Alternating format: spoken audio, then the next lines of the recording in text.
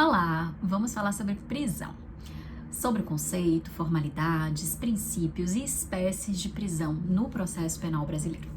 Quando a gente fala de prisão, a gente fala sempre dessa privação da liberdade de locomoção por um motivo ilícito, ou seja, provocado por uma prisão em flagrante, ou então por uma ordem judicial, que significa dizer que tem um mandado de prisão expedido e assinado por um juiz competente. Essa formalidade, ter um mandado de prisão expedido e assinado por um juiz competente, ela é essencial para garantir a legalidade da prisão. Caso não tenha essa formalidade, a gente vai considerar que a prisão é nula, ela é ilegal e, portanto, ela vai merecer ser relaxada. O mandado de prisão, gente, ele tem requisitos legais que são exigidos pelo artigo 285 do Código de Processo Penal. Então, ele precisa ser lavrado por um escrivão, assinado por um juiz, tem que designar qual é a pessoa que vai ser presa, com seu nome ou com sua alcunha. Também tem que mencionar a infração que motivou aquela expedição de mandado de prisão e tem que declarar a fiança, o valor da fiança, caso seja um crime afiançável. E ela é sempre dirigida, esse mandado, a quem tem a qualidade de dar-lhe execução. Esse mandado de prisão, portanto, ele tem que estar assinado por um juiz competente. E quando ele for cumprido, ele é sempre expedido em duas vias. E uma via fica com o executor do mandado de prisão e a outra é entregue para aquela pessoa que está sendo presa. Ao verso ou embaixo do mandado de prisão, sempre tem que constar a assinatura da pessoa que está sendo presa para poder mostrar que foram cumpridas as formalidades. Caso a pessoa se negue a assinar, vai ter que ser assinado sempre por duas testemunhas. Essa ordem de prisão, portanto, torna a prisão legal. Não significa dizer que essa prisão seria necessária. Por isso que a gente tem os institutos da revogação da prisão preventiva e da revogação da prisão temporária, que são dirigidos aos casos de prisão ter sido decretada de forma legal, mas ela não ser necessária. Quando a gente fala na palavra prisão, a gente tem que se atentar também às modalidades, às espécies de prisão. Por quê? Nós temos, em primeiro lugar, a prisão chamada de prisão pena ou prisão definitiva, que é aquela que decorre de uma sentença penal condenatória transitada em julgado. E temos também a prisão sem pena, que ela não tem uma natureza de cumprimento de pena, mas sim uma natureza de precariedade, de provisoriedade, de uma prisão antecipada, porque existe algum fundamento para justificar o cerceamento do direito de ir e vir de alguém.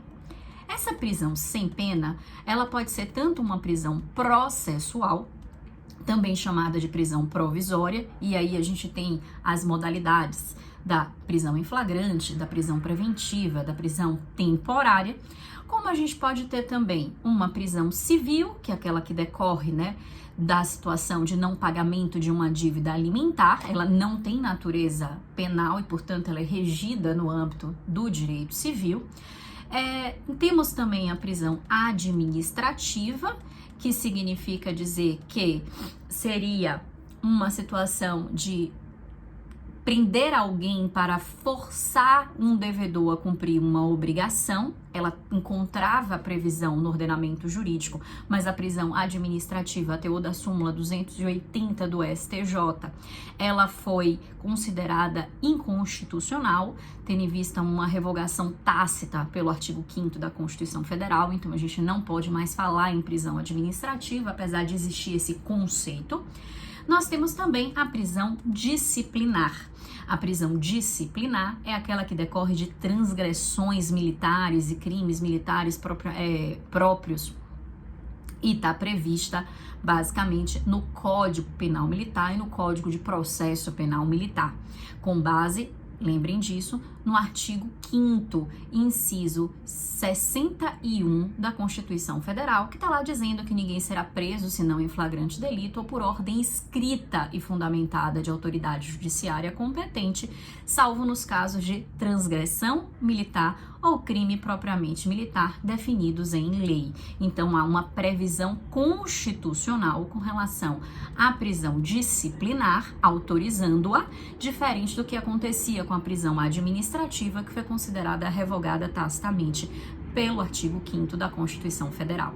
Então, resumindo, né, quando a gente fala em espécies de prisão, a gente tem de um lado a prisão pena ou prisão definitiva, decorrente do trânsito em julgado de uma sentença penal condenatória, e a gente tem de outro lado uma prisão sem pena, que poderia ser chamada nas suas subespécies de prisão processual ou de prisão provisória, e aqui dentro a gente tem a prisão em flagrante, a prisão preventiva e a prisão temporária. Poderia ser chamada de prisão civil, e aí a gente vai lá para o Instituto do Direito Civil, quando fala do devedor de alimentos, que poderia ser preso. A gente tem também conceitualmente a prisão administrativa, que a gente já viu que foi revogada, e por fim a gente tem a prisão disciplinar, decorrente das transgressões militares e dos crimes propriamente militares, que encontra previsão constitucional e ela é aplicável. Essas são as modalidades de prisão, as espécies de prisão. Além disso, a gente tem que ter também uma noção nessa aula aqui, que é uma aula introdutória com relação ao Instituto da Prisão, sobre os princípios que são aplicáveis às prisões provisórias. Quando a gente fala de prisão provisória, ou seja, né, de uma prisão flagrante, de uma prisão, principalmente, né, da prisão temporária e da prisão preventiva, a gente tem que se preocupar com os princípios que são inerentes a essas modalidades de prisão. Por quê, gente? Porque prisão provisória não é prisão pena. Se prisão provisória não é prisão pena, significa dizer que ela não pode ter caráter definitivo e ela não pode decorrer de qualquer tipo de situação ou por qualquer motivo. Então, quando a gente tem uma prisão provisória decretada, a gente tem que verificar se essa prisão provisória atende aos princípios que lhe fundamentam. Primeiro princípio, o princípio da excepcionalidade da prisão preventiva, significa dizer que a prisão preventiva ela é cautelar, ela só deve ser usada de última ratio diante da existência dos seus requisitos legais, lá com base no artigo 311, 312, 313 do Código de Processo Penal, e quando não pode haver uma substituição da prisão preventiva por uma medida cautelar alternativa diversa, quando ela se mostrar insuficiente. Então, gente, a gente tem aqui o primeiro princípio, que é o princípio da excepcionalidade, para poder dizer, repetindo, que a prisão preventiva ela não pode ser decretada por qualquer motivo, ela só pode ser usada de última ratio. O segundo princípio é o princípio da provisoriedade ou da precariedade. Quando a gente fala da provisoriedade ou da precariedade, a gente se refere ao tempo de duração, a possibilidade de revogação da prisão preventiva. Quando a gente fala isso, não significa dizer que a prisão preventiva ela tem um prazo, mas ela precisa durar enquanto persistirem os seus motivos de fundamentação, de decretação. Ou seja, a prisão preventiva ela deve durar enquanto existir motivo para tirar alguém da sua liberdade, para poder cercear o direito de ir e vir de alguém, com base nos seus fundamentos. Significa basicamente que a prisão preventiva ela só deve existir se ela não puder ser substituída ou se ela não puder ser revogada. Então, se eu decretei uma prisão preventiva com base na garantia da ordem pública, enquanto persistia a necessidade de garantia da ordem pública, lembrem que esse é um conceito aberto, bem complicado, então precisaria estar adequadamente fundamentado. Enquanto persistia a necessidade de garantia da ordem pública, a prisão preventiva poderia estar acontecendo. Uma vez não mais existindo risco à ordem pública, essa prisão preventiva deveria ter sido revogada. Significa dizer que se a prisão preventiva for decretada para garantia da ordem econômica, só deve existir, persistir a prisão preventiva enquanto existir o risco à ordem econômica. Uma vez não existindo mais esse risco, significa dizer que a prisão preventiva deve ser revogada. E aí vocês poderiam perguntar, e se por um acaso o risco surgir de novo? Se o risco surgir de novo, significaria dizer que deveria ser decretada novamente a prisão preventiva com base nesse novo fundamento, nesse novo motivo que justifica o cerceamento provisório da liberdade de ir e vir de alguém.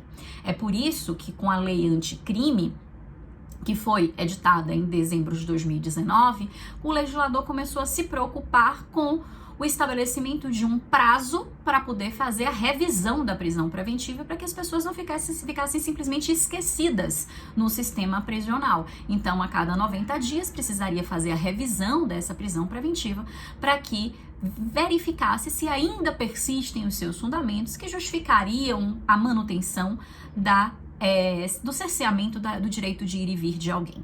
Caso não exista, a prisão deveria ser revogada e a pessoa deveria ser colocada em liberdade.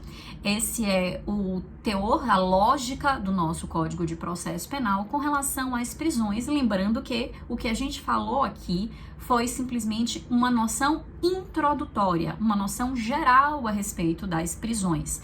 Significa dizer que ainda precisam ser observadas todas as características e formalidades da prisão em flagrante, da prisão preventiva, da prisão temporária, como vão ser oportunamente tratadas, tá bom?